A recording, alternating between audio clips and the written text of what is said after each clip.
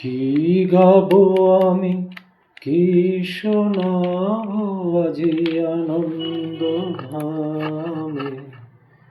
কি গাবো আমি, কি শোনাবো আজি আনন্দ ধামে। ওয়েলকাম, নমস্কার বন্ধুরা। শুভ ইংরাজি নববর্ষ 2026-এ সবাইকে অভিনন্দন, শুভেচ্ছা। সবাই ভালো থাকুন, সুস্থ থাকুন। Stay with a good health and wish you wealth that I told in my last all videos.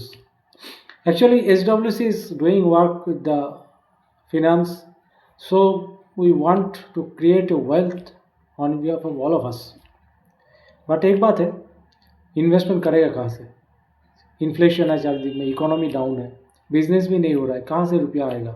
रुपया भी तो आने का दरकार है, तभी ना इन्वेस्ट होगा, एंड इन्वेस्ट होने से ग्रो अप होगा।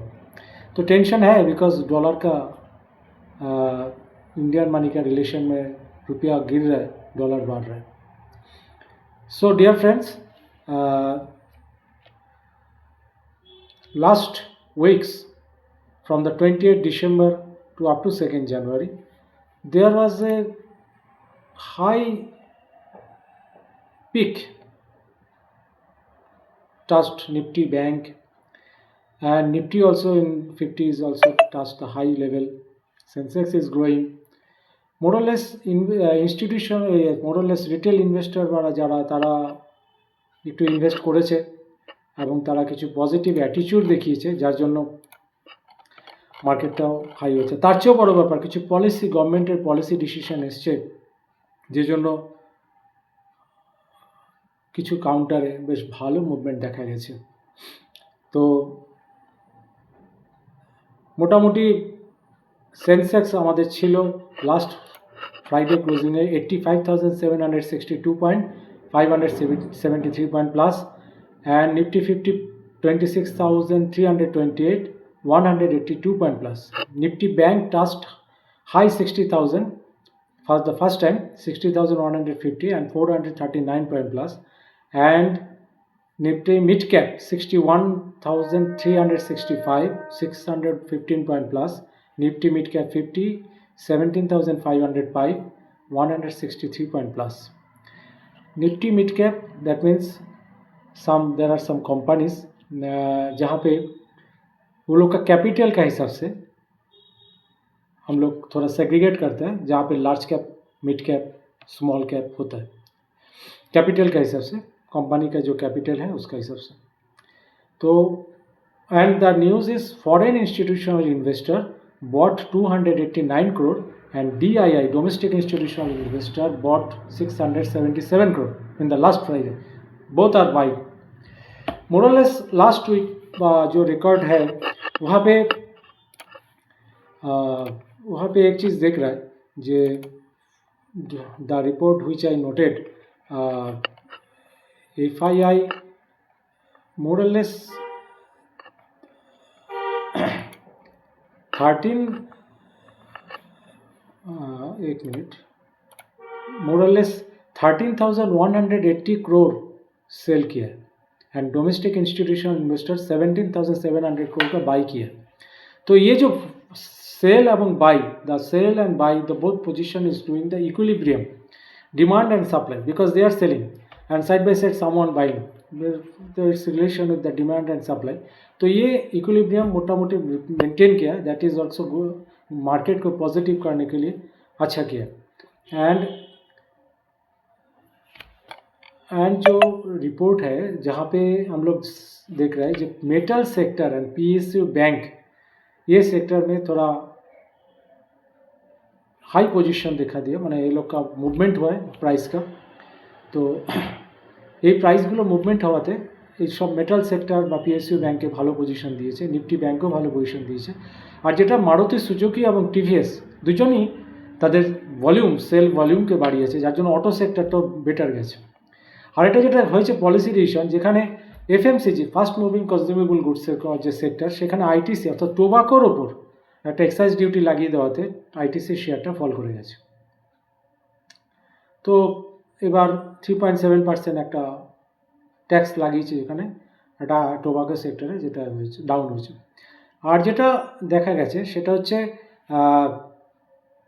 গভর্নমেন্ট যেটা বলার আছে সেটা হচ্ছে কোল ইন্ডিয়া অকশন কাউন্টারটা ওপেন করে দেওয়ার জন্য, যেখানে ফরেন যারা ট্রেডার্স আছে আমাদের নেবার কান্ট্রি, ধরুন নেপাল, বাংলাদেশ, ভুটান, বা এরা ডাইরেক্টলি পার্টিসিপেট করতে পারবে অকশনে, যেটা দিয়ে কোল ইন্ডিয়ার রেভিনিউটা বাড়তে পারে। এবং এই খবরটা ডিক্লেয়ার হওয়ার পরেই কোল ইন্ডিয়া ফ্রাইডেতে 7% মানে গেইন করে গেছে, বেড়েছে 7%-এর উপর।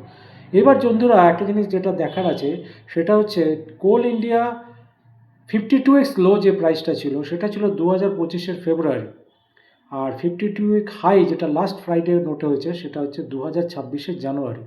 তাহলে বন্ধুরা যারা এই ইনভেস্টমেন্টটা করেছিল ফেব্রুয়ারিতে 2025 সালে, এবং তারা আজকের দিনে 22%-এর ওপরে রিটার্ন রয়েছে, 22% রিটার্ন করে গেছে মাত্র 10 মাসে, 10 মান্থস।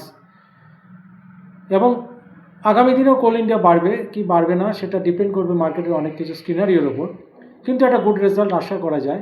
কিন্তু ব্যাপারটা কি, কোল ইন্ডিয়া রেট কিন্তু শেয়ার কিন্তু রেট বেড়ে গেছে। এমনি কোল ইন্ডিয়া কাউন্টার স্লো কাউন্টার, তার উপর আবার ডিভিডেন্ড দেওয়ার মতো কাউন্টার, ডিভিডেন্ড নেওয়ার জন্যই লোকে করে। আর তার চেয়ে বড় কথা, প্রচুর রিটেল ইনভেস্টারের কাছে কোল ইন্ডিয়া পড়ে আছে, যার জন্য কী হয়েছে, এই ইনভেস্টারদের ভাবাবেগ সেন্টিমেন্ট পুরোটাই রেটের ওপর এসে যায়, যার জন্য মুভমেন্ট হয়। কেউ বলছে ভালো, কেউ বলছে খারাপ, কেউ বলছে ভালো, কেউ বলছে খারাপ, তার জন্য রেট আর 2 টাকা 1 টাকা বেশি, 4 টাকা বা ব্যাস, এর বেশি না। কিন্তু ফ্রাইডে তো একদম ঘোড়ার দৌড়ের মতো দৌড়েছে। তো 22%। এই জায়গাটা একটা বন্ধুগণ বলার আছে, যারা কনজারভেটিভ মাইন্ডেড, যারা শেয়ার মার্কেটকে বলে জুয়া, আমি বারবারই বলি লং টার্ম ইনভেস্টমেন্টই একমাত্র ওয়েল ক্রিয়েট হতে পারে। তো সেই ক্ষেত্রে আপনারা লং টার্ম করবেন, ক্যাপিটাল গেন ট্যাক্স দেবেন, দরকার ট্যাক্স কম্পিটিশন করবেন, ট্যাক্স বাঁচানোর স্কিম করবেন, সব রকম আছে, কিন্তু লং টার্মে গেলেই ওয়েলটা ক্রিয়েট হবে। তো কী হয়েছে, কোল ইন্ডিয়া 10 মাসে দিয়ে দিচ্ছে 22%। যারা conservative minded, those who are the conservative, they are preferably goes to the bank for a fixed deposit, post office, insurance sector. তো একটা জিনিস বুঝুন, ইন্স্যুরেন্স সেক্টর 10, 12, 15 বছর টেবিল আপনারা সিলেক্ট করছেন, প্রিমিয়াম দিচ্ছেন বছর বছর। এবার ব্যাংকে যাচ্ছেন, সেভিংসে ধরুন 1%, 2% রেট অফ ইন্টারেস্ট পাচ্ছেন, ফিক্সড ডিপোজিটে 4-5% পাচ্ছেন, পোস্ট অফিসে 6-7% দিচ্ছে। তো এইখানে কি হয়, আপনার যে ইনভেস্টমেন্ট বাটনটা, রিমোটটা কিন্তু ওদের হাতে থাকে, যার জন্য ওখানকার রিলেশনশিপ ম্যানেজার বা যারা কাস্টমার সাপোর্ট দেয়, তারা আপনাকে ঠিক টাইমে নক করে প্রিমিয়ামটা নেয়, বা আপনাকে নক করে পোস্ট অফিসের টাকা রিকারিং বা সামথিং ফিক্সড ডিপোজিটের কথা বলে। কিন্তু শেয়ার মার্কেটের ক্ষেত্রে বাটনটা হয়ে যায় আপনাদের কাছে, মানে ইনভেস্টারদের কাছে। তখন কি হয়, একটু বাড়লেই স্থিত অবস্থাটা বজায় থাকে না, মানে পেশেন্স থাকতে পারে না, তখনই এই নামছে, এই বুঝে সব উড়ে যাবে, এই উঠছে, এই হবে। কিন্তু মার্কেটে ঢোকা এবং মার্কেটে বেরোনো সব কিছুই কিন্তু অনেক কিছু পড়াশোনার উপর নির্ভর করে। আমরা করি রিসার্চ ওয়ার্কগুলো, তো এবার সেই রিসার্চ ওয়ার্কের উপর বেস করে আমাদের কখন ঢুকতে হয়, কখন বেরোতে হয়, তার চেয়েও বড় কথা আপনি কখন প্রফিট বুক করবেন, কতটা আপনার এক্সপেকটেশন লেভেল, সেটাও কিন্তু আপনাকে অ্যাটিটিউড দিয়ে, আপনার অ্যাটিটিউড পেশেন্স দিয়ে কন্ট্রোল করাটা ভীষণ দরকার। তো যারা 22% রিটেল কোল ইন্ডিয়া এখন পর্যন্ত বুক করে বসে আছেন, তারা তো আনন্দে আছে। তো যাই হোক, তো এখন ব্যাপারটা হচ্ছে, তো আপনাদের যদি মার্কেটে আসতে হয় তাহলে আপনাদের লং টার্মে আসতে হবে, এটাই আমি বারবার বলি। তো এবার ব্যাংক এফডি, পোস্ট অফিস তো আপনাকে 10 মাসে 22% দেবে না, এখানে দেয়, এখানে ধৈর্য ধরে রাখলে দেয়। তো আমাদের যেটা দেখা যাচ্ছে, কিছু পলিসি ডিসিশন ভালো নেওয়ার জন্য কোল ইন্ডিয়া, আবার এনটিপিসিতেও আপনাদের একটা নিউক্লিয়ার সেক্টরের মধ্যেও কিছু গভর্নমেন্টের কিছু পলিসি ডিসিশন ভালো আসার জন্য এনটিপিসি শেয়ারটাও 4% আপ করে গেছে। নিফটি মিড ক্যাপ মোটামুটি ভালোই পারফর্ম করেছে।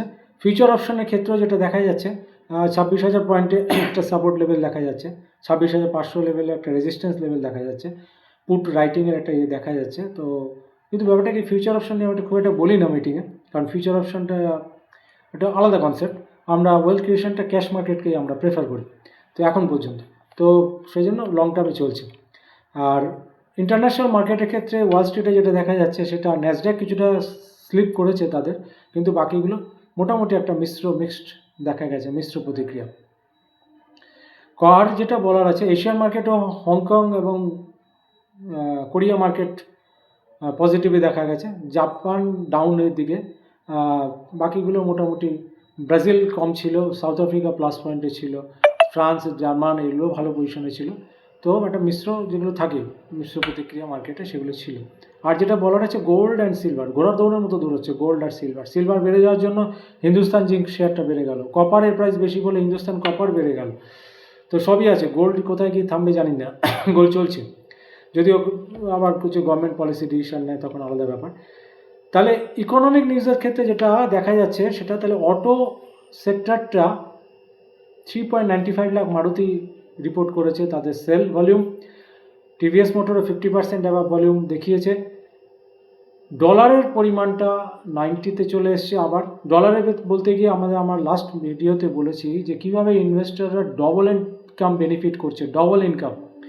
পৃথিবীর এক গোলার্ধ ইনফ্লেশনের চাপে পড়ে ছটফট করছে, আরেক গোলার্ধ নাচানাচি করছে डबल इनकम जন্য। কীরকম, আমি লাস্ট वीडियो বলেছিলাম যে কোনো फॉरेन इन्वेस्टर ही $1 लाख इन्वेस्ट कर रहा है इंडियन मार्केट में इस पोजीशन में, they are entertaining more purchasing power because see if the 90 is the rate, exchange rate, तो $1 लाख इन्वेस्ट कर रहे हैं, दैट मीन्स वो लोग का 90 लाख का परचेजिंग पावर आ जा रहा है उनका हैंड में। Purchasing power 90 lakh they are getting, তারা পাচ্ছে। আপনার হাতে যদি টাকা যদি এসে যায় আপনিও পারচেস করবেন, আপনার আনন্দ হবে না, পারচেজিং পাওয়ারটা, তা পারচেজিং পাওয়ার পাচ্ছে, ভেরি গুড। এইবার ধরুন যদি আমাদের রেট অফ ইন্টারেস্ট একটা বেয়ার মিনিমাম ধরে নিই 12% আছে, তাহলে 12% ওই 90 লাখসের 12% 1,08,00,000 মতো তাদের আর্নিং আছে।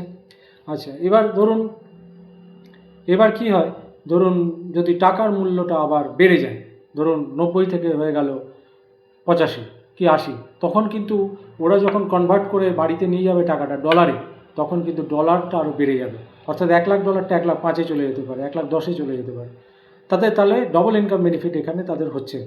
আবার এটাও ঠিক, যদি ওটা 90টা 95 হয়ে যায় তাহলে কিন্তু ডলারটা কমে যাচ্ছে, তারা ডলার নিয়ে যেতে পারছে না, তখন তারা সেলিং প্রেশার চালু করে দেয় মার্কেটে সেলিং প্রেশার, তখন ডিআই আবার ওটাকে সাপোর্ট দেওয়ার জন্য এই যে ডিআই কারা, ডোমেস্টিক ইনস্টিটিউশনাল ইনভেস্টর কারা, যারা আপনাকে ইন্স্যুরেন্স পলিসি দিচ্ছেন, মিউচুয়াল ফান্ডের টাকা দিচ্ছেন, সব এদের কাছেই যাচ্ছে, ডোমেস্টিক ইনস্টিটিউশনাল ইনভেস্টর। আর ফরেন ইনভেস্টর ফরেনের, তো এরা প্রচুর ইনভেস্টরের টাকা নিয়ে ডিল করছে, তার জন্য কোটি কোটি টাকা তারা ট্রেডিং করে, তার এফেক্ট মার্কেটে আসে ডিমান্ড সাপ্লাই রেশিওতে, তো সেটার এফেক্টে আসে। তাহলে পলিসি চেঞ্জের ক্ষেত্রে এনটিপিসি এবং কোল দেখার আছে এবং আইটিসি ডাউনওয়ার্ডস রয়েছে। এছাড়া যেটা দেখা যাচ্ছে দেবযানী ইন্টারন্যাশনাল আর স্পেয়ার ফুডসের মধ্যে একটা মার্জার রয়েছে, যেটা কেএফসি পিজা হাটের মধ্যে একটা কানেকশন দেখা যাচ্ছে, ব্র্যান্ডগুলোর একটা পজিশন ভালো হতে পারে। আর যেটা বলার আছে ইউপিআই পেমেন্ট এখন সবাই করছে, ইউপিআই পেমেন্ট একটা হাইয়েস্ট পিক টাচ করেছে, প্রায় 28 লাখ কোটি টাকার মতো ট্রানজ্যাকশন ইউপিআই প্ল্যাটফর্মে হয়েছে, যেটা রিপোর্ট করেছে ইন্ডিয়ান রেকর্ডেড নিউ হাই। এই ইউপিআই নিয়েও বলার আছে, ইউপিআই যখন থেকে চালু হয়েছে সমস্ত বিজনেস ট্রানজ্যাকশন হেভি ফাস্ট হয়ে গেছে। আজকাল 365 days and 52 weeks and 24 hours, যে কোনো মুহূর্তে যে কোনো মোমেন্টে কাস্টমাররা ইউপিআই দিয়ে পেমেন্ট করতে পারে, যদি if there is a good relation and good bridge with the vendors. তো সঙ্গে সঙ্গে ধরুন আপনি কোনো বিজনেস করছেন, আপনি আপনার ভেন্ডার থেকে মাল নেবেন, ফটাফট আপনি ইউপিআই ট্রানজ্যাকশন ঢেলে দিলেন এবং ভেন্ডার ইমিডিয়েটলি তার গুডস রেডি করতে শুরু করলো আপনাকে ট্রান্সপোর্টে পাঠাবে বলে। এবার তো এটাও রিপোর্ট হয়েছে জিএসটিতে কিছুটা ছাড় দেওয়াতে ইউএ বিল প্রচুর জেনারেট হয়েছে। ইউএ বিল অর্থাৎ গভর্নমেন্ট বলছে যে আমরা তো জিএসটিতে ছাড় দেওয়াতে ওই জন্য কাস্টমারদের পারচেসিং ক্যাপাসিটিটা বেড়ে গেছে, যার জন্য সমস্ত ট্রান্সপোর্টেশনে ইউএ বিল কখন হয় জিএসটিতে 50,000-এর ওপর যদি বিলিং হয়ে যায় তখন জিএসটিতে ইউএ বিল লাগে। তো ইউএ বিলটা সাধারণত আমাদের ট্রান্সপোর্টের ডিটেল দিয়ে বানাতে হয়, ট্রান্সপোর্টের গাড়ির নাম্বার দিতে হয়, কোথা থেকে কোথায় যাচ্ছে কী সব, anyway that is the parts of the accounts. তো এবার কি হচ্ছে, আরেকটা যেটা দেখা যাচ্ছে ইন্টারন্যাশনাল মার্কেট একটা টেনশন কিন্তু কালকে চালু হয়ে গেছে, সেটা হচ্ছে ভেনেজুয়েলার ওপর ইউএস অ্যাটাক, এটার একটা এফেক্ট কিন্তু মার্কেটে আসা উচিত।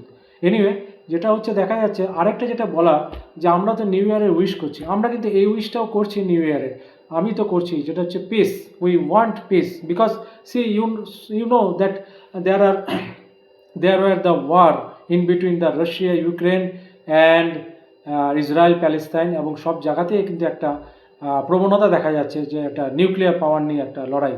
তো কে কী তো কতটা দেখাবে, কার ঘরে কী আছে কেউ জানে না, কিন্তু একটা প্রবণতা। তো I am requesting all the honourable national political international political leaders, please control yourself, please control, we want peace, please give us peace, আমাদের শান্তি দিন, বিকজ ইউনিভার্সকে বাঁচানো কিন্তু ভীষণ দরকার এই নিউক্লিয়ার উইপন্স থেকে। তো সেটা একটা বিরাট ব্যাপার, এবং আমরা অবশ্যই চাইবো না টেরোরিস্ট অ্যাক্টিভিটিস আর হোক, সবাই শান্তিতে থাকুক, সবাই সবার ডিমান্ড যা আছে আলোচনার মাধ্যমে মিটিয়ে নিক। তো এটাই আমরা চাইবো, আমরা উই ওয়ান্ট পিস। আর যেটা দেখা যাচ্ছে Q3 হেলদি রিপোর্ট কিছু আমরা এক্সপেক্ট করব নেক্সট উইকগুলোতে, এবং আশা করছি সেটা মার্কেটের পজিশন ভালো হবে। তো একটা মিশ্র প্রবণতা থাকবে ইন্টারন্যাশনাল ইস্যুর জন্য, এটা একটা ব্যাপার। আর গোল্ড সিলভার কতটা যায় সেটাও একটা দেখার আছে, গোল্ড সিলভার।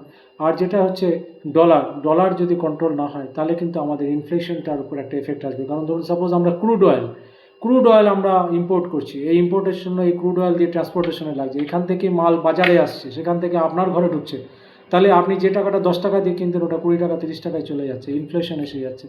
এবার এই ডলারের জন্যই বেড়ে যাওয়ার জন্য, মানে ইন্ডিয়ান মানি কমে যাওয়ার জন্য ডলারের রেসপেক্টে আমাদের ডলার বেরিয়ে যাচ্ছে ফরেক্স থেকে।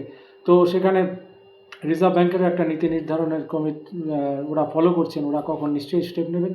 তো সাইড বাই সাইড আবার এটাও ঠিক, জিডিপি গ্রোথ রেট একটু বেড়ে যাচ্ছে, কারণ ওদিক থেকে ডিমান্ড আসছে ফরেনারদের, যা ইন্ডিয়ান মার্কেটে এখন ইনভেস্ট করা যাবে। তাহলে এখানেও একটা ডিমান্ডের জন্য আবার একটা চেন সিস্টেম চালু হচ্ছে, ওখানে একটা জব ক্রিয়েট হতে পারে, প্রোডাকশন হচ্ছে ম্যানুফ্যাকচারিং, যার জন্য একটু হালকা হলো জিডিপি গ্রোথ রেট বেশি দেখা যাচ্ছে।